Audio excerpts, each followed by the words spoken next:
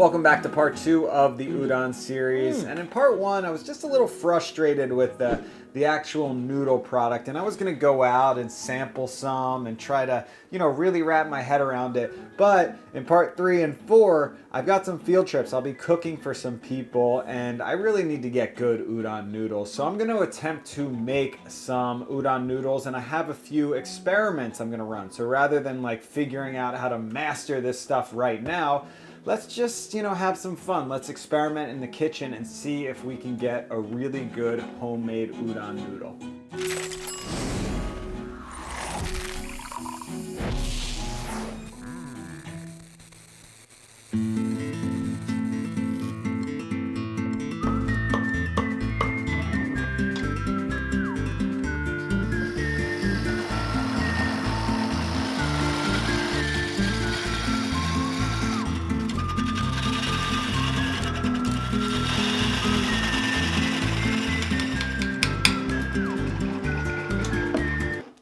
So this machine right here is called a lathe, and it's used for turning wood. So basically you lock in some wood, it spins it around. You can make all types of things. My dad generally makes wooden bowls. So if you've seen those wooden bowls I use in my videos, that's coming from this exact lathe right here. But I actually had a business when I was in middle school, my first business ever. Actually, maybe the beginning of high school, where I would make baseball bats. And that's what this actual blank is from. From years ago, I used to make baseball bats and engrave people's names in them.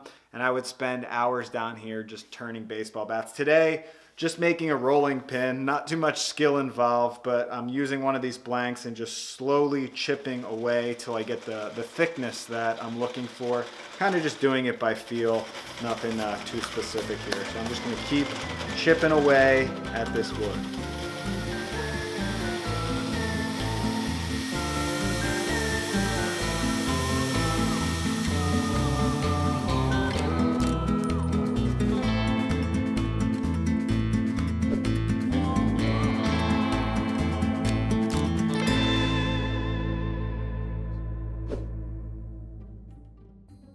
So when it comes to mixing dough, I like to work with hydration percentages because I'm a sourdough baker at heart. You guys know that. And it also makes it easier for me, easier for you to replicate these recipes and scale up and down. So I'm just going to explain real quick how this is going to work.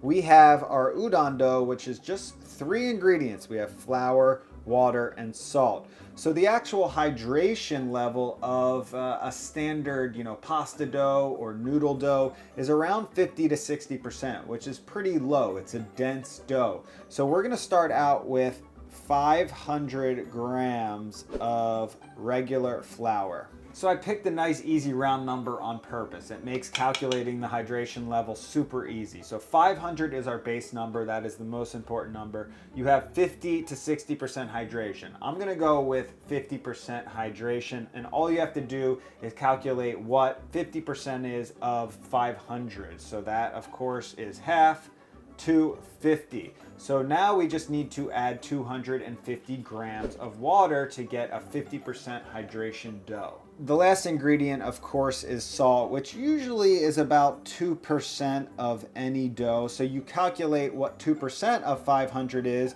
which is 10.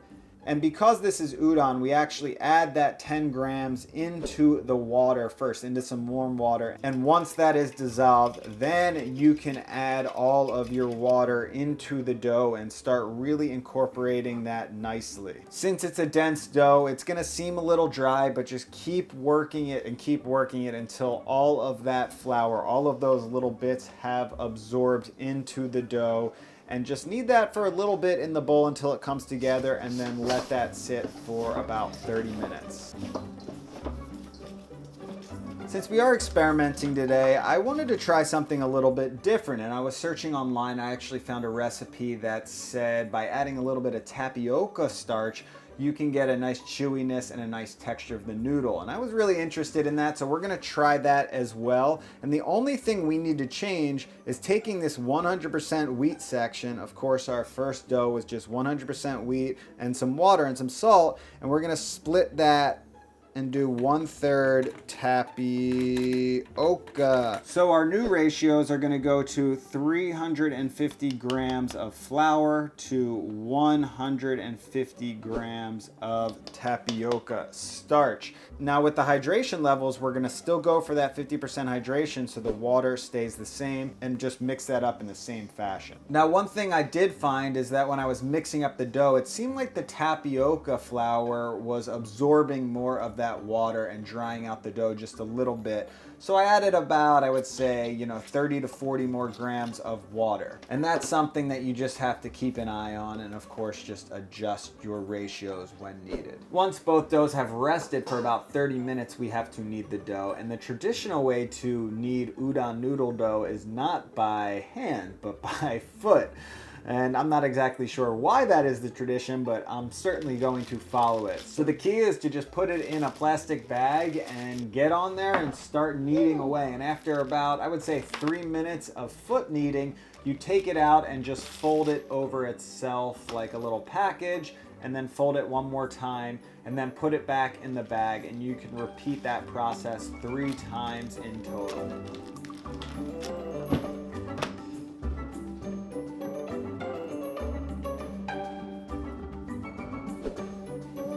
So just to make sure the dough is extremely rested and all of those gluten bonds have formed nicely so we have nice strong noodles, I'm gonna let both doughs rest in the fridge overnight.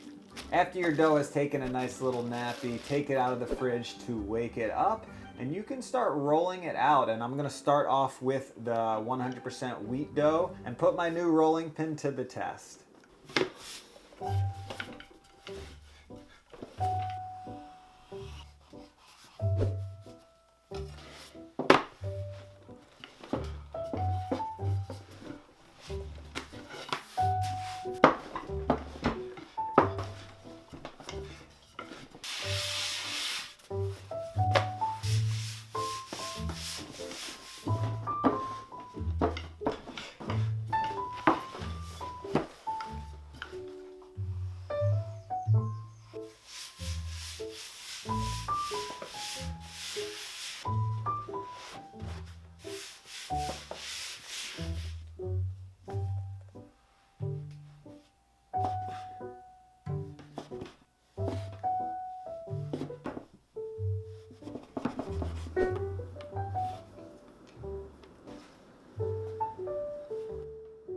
To really get the full experience of these noodles, I wanted to set up a little taste test, and I figured rather than serving up, a bunch of different soups, I would do a dipping sauce, which is a traditional style in Japan called tsukemen, which basically means rather than, putting the noodles in a soup, you dip them in a sauce first and then you consume them. And the key is to get a really intense and flavorful dipping sauce because they're not marinating or they're not sitting in a soup. So I'm actually going to borrow from a technique that I use for a ramen broth, but just intensify it down so it is really flavorful. We're gonna start with our aromatics, and I have some shallot, I have some ginger, and I have some garlic, and I am going to dice all of those up nice and fine so we can cook them down.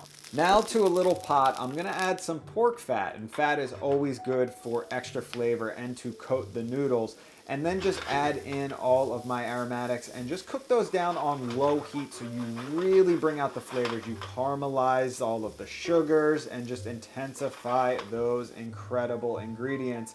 Once they're cooking, you can add a little bit of salt, and I would say after about 10 minutes of slow cooking, that's when I added my miso paste to caramelize that to bring out extra flavors as well. When I'm making ramen, I would normally add some type of bone broth or stock right at this point, but instead, since we're doing udon, I'm going to use that dashi broth that you saw from video 1. You can click on this link if you want the recipe to the dashi, and just start pouring that in and whisking it up until that is nicely emulsified, and then hit it with a few seasonings. I'm going to add some sesame oil, some soy sauce, a little bit of mirin. I've got some of that Japanese spice mix, the togarashi, to add a little bit of kick, but you can also use a little bit of chili as well. And then I just cook that down for about 5 minutes until I add my final garnishes, which are just going to be some scallions and some sesame seeds. And then what I'll do with that that is package it up and let it sit overnight, because the noodle dough is resting overnight, so you might as well let those flavors really meld together and intensify. So here's my plan of attack. First of all, I'm saving some of these because I don't need all of these noodles and I want to try them for upcoming recipes on the series. I'm definitely going to be attempting both the tapioca and the plain to see the difference, but I've also seen a lot of different stuff for timing, how long you actually cook the noodles. So I'm going to probably be pulling some noodles early, maybe cooking one at 5 minutes, cooking one at 10 minutes, so I can get a feel for how long to cook these things for the perfect texture. So a little bit of experimenting coming up. All right, here we go. So excited for this. I haven't eaten anything all day, and I don't think I've ever tasted a homemade udon noodle, like a handcrafted noodle like this. So I've got them all lined up here. We've got the 5-minute regular, the 12-minute regular, the 7-minute tapioca, and the 15-minute tapioca. So I'll start with the 5-minute regular. Give it a dip.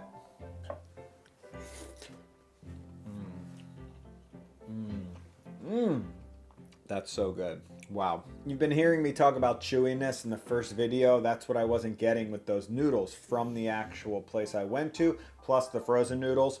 That is chewy and that is delicious, and that is what I'm looking for. But I'm interested in the actual 12-minute to see what that did to the texture. This sauce is incredible, by the way. You want it pungent, you want it intense, and it's hitting on all notes.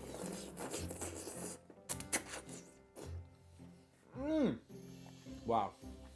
Okay, so I do think the 12-minute texture is a little nicer.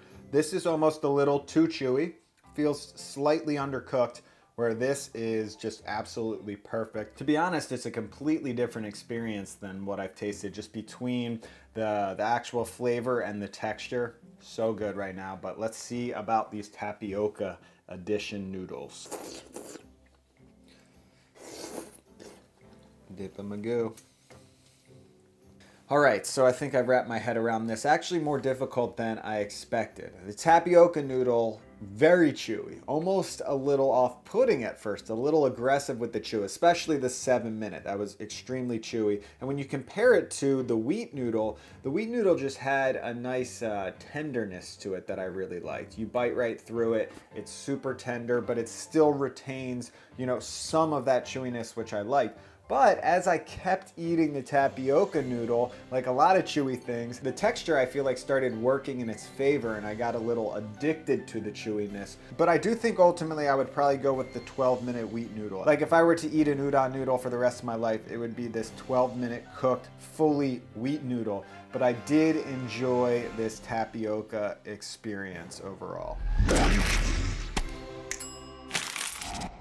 Hope you guys enjoyed part 2 of this series. If you missed part 1 where I stocked up on pantry ingredients and I attempted udon for the first time, make sure you click on this video to check that out, and stay tuned for part 3 where I'm headed out on a bit of a field trip to learn some crafts.